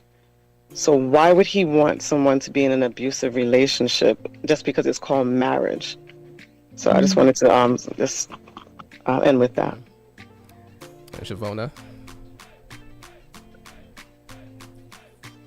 My heart is heavy every time we have to talk about domestic violence situations, but my last words, if you can hear me, keep a high value on yourself. At the end of the day, there's only one of you. You only get one chance at this life business. If you see they spots, they're not going to change. Don't try to change them. Reach out. There's no such thing as silence when it comes to this. No such thing as isolation. There is someone that's going to be within earshot to help you as long as you reach. And Diana? I think if I had to leave off with something, I would have to quote the great Maya Angelou. When somebody shows you who they are, believe them. Plain and simple.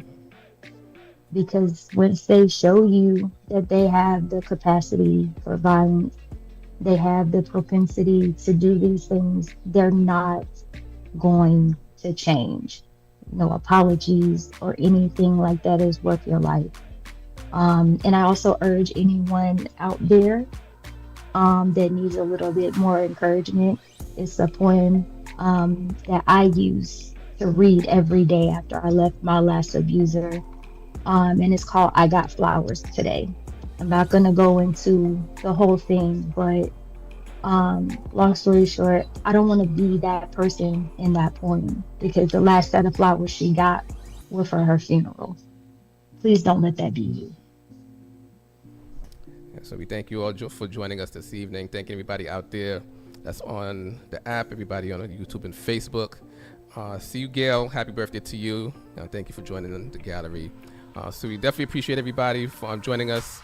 I'm throwing one more song before we end the program this day, but again, thanking our panelists for their courage even to speak up and speak out about this subject. And hopefully this helped anybody else that is out there listening, or if you know somebody that's going through a situation or situations like this, that hopefully this information was helpful so that you can get yourself out or help somebody get out of a situation that is not beneficial for them mentally, physically, spiritually, financially, because as was mentioned, these are the various methods of abuse that people can employ. So it's not always about the physical aspect, but just the physical, the mental stress and the spiritual aspect of it and the financial aspect that can bring somebody down. So again, just thanking you for joining us and the courage for speaking up and speaking out on this subject. And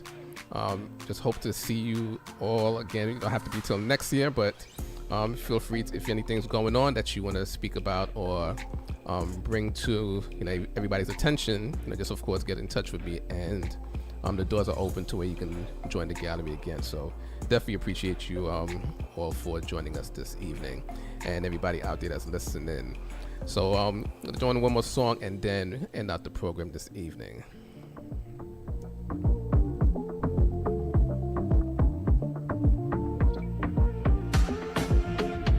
When I'm feeling under the weather, you just make me feel sweet. Ice the cocoa tea, use the sugar. The Gallery with BadMan Benny. Darling, heat me up. Only you alone can put fire back in the soul. Heat me up. And they telling me I should leave that fire alone. Well, the more they tell me, the more I'm holding you close. I could never let you go. Miss how she lay. Girl, I'm coming home, I will see you again. All day through the night, I'm dreaming. Yeah. Miss how she lay. When you turn it up, make it smooth, my darling. When outside is pouring rain, put that water on the fire. Bubbling, you're bubbling, it's over.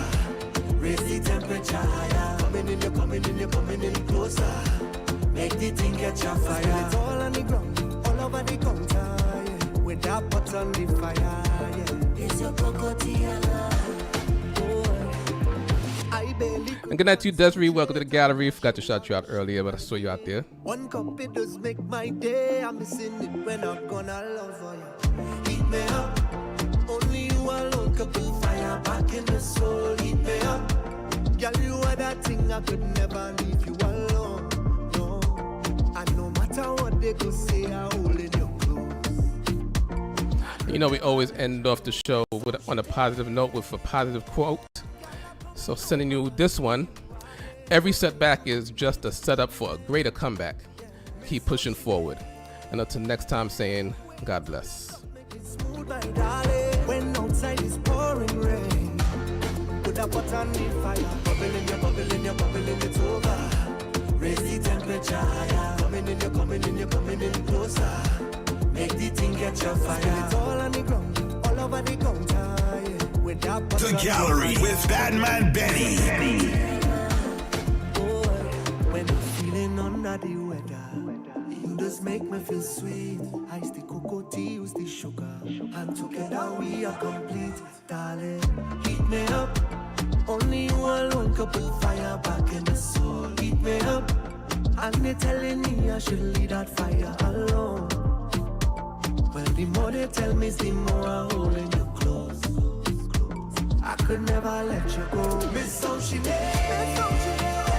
Girl, I'm coming home, I will see you again. All day through the night, I'm dreaming.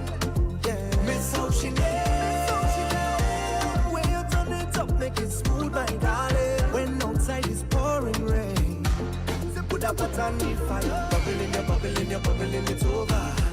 Raise the temperature higher. Coming in, you're coming in, you're coming in closer. Make the thing catch your fire. Spill it all on the ground, all over the counter, yeah. With that pot on the fire, yeah. It's your cocoa tea alarm. Boy, when I'm feeling under the weather, you just make me feel sweet. Ice the cocoa tea, use the sugar, and together